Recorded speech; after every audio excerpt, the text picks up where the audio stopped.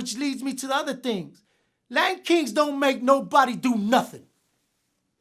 Motherfuckers join the gang and all of a sudden the gang made me do it. That's the first thing I wanted my judge to understand. This had nothing to do with these cats. None with the messages. She said, I commend you. I see you really were living the life, but you trying to eat the wrong way. You should have asked. You could, all the choices she said I could have had.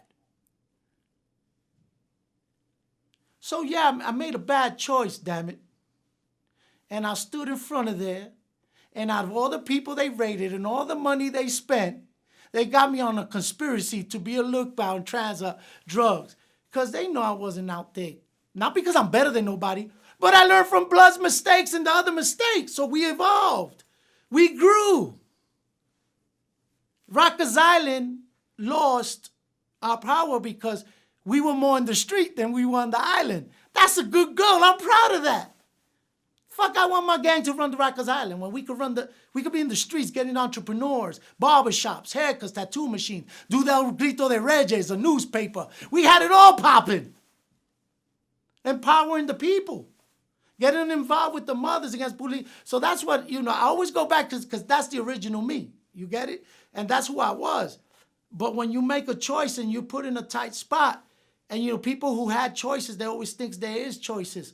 Sometimes you put in that moment where you got to decide now. And like I said before, welfare's money to save my family from getting evicted takes 6 months. I regret. A lot of people, I don't regret. I'm a gangster. Made me who is. No.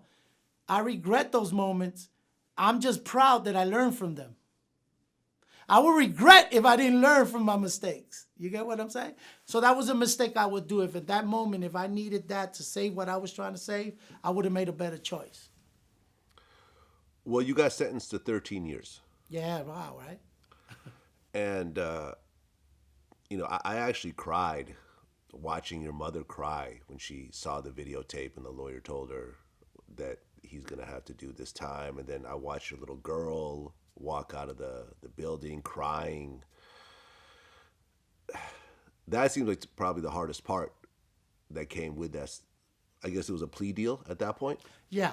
Me and Kubi, we took 13 and a half to 151. And I waited till all my co-defendants were finished. So I sat in MCC New York extra in the hole so nobody could say my plea would affect their cases. I'm an old timer to this shit. My name ain't 6ix9ine. This ain't a phase. This ain't something you play. And you don't got to look to be a gangster. You don't got to look what you portray as a gangster. That's the first thing you got fucked up. We got to be, look at me. I'm pigeon-toed, flat feet. Half of these dudes kick my ass on a one-on-one.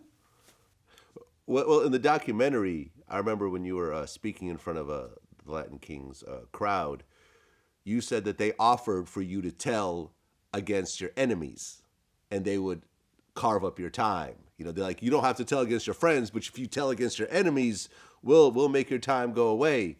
And you said, no, I'm not doing that. So lesson number 2, my power groups out there.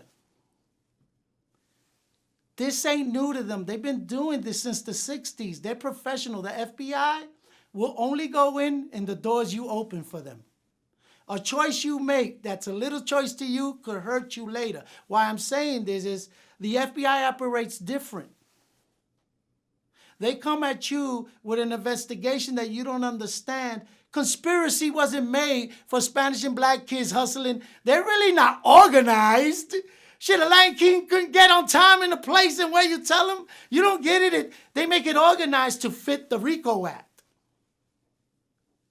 But why they never mentioned money, 130 of us, and all that they caught. Why they never, because we were poor. They wanted people to have still the glamour. They're powerful, they're scary. They got a lot of money. It's not the image, man. And if power groups start understanding, stop living up to the hype. Let's step back a moment. Let's teach these youngsters. That's why our streets are a little wild right now. We're suffering from this gunplay. And elders like me haven't stepped up to the bat and say it's okay to squash some of this shit from the 60s. Some of the hurts that I left you behind. I fucked up. I did a drug deal. I hurt the movement. I hurt the Mothers Against Brutality. I hurt Richie Perez. I hurt all my friends with that choice. I did 3 years in solitary confinement thinking about that day my whole 3 years. The greatest thing I could tell them is I learned from it. And I came in here and I mastered and found out to really be on point.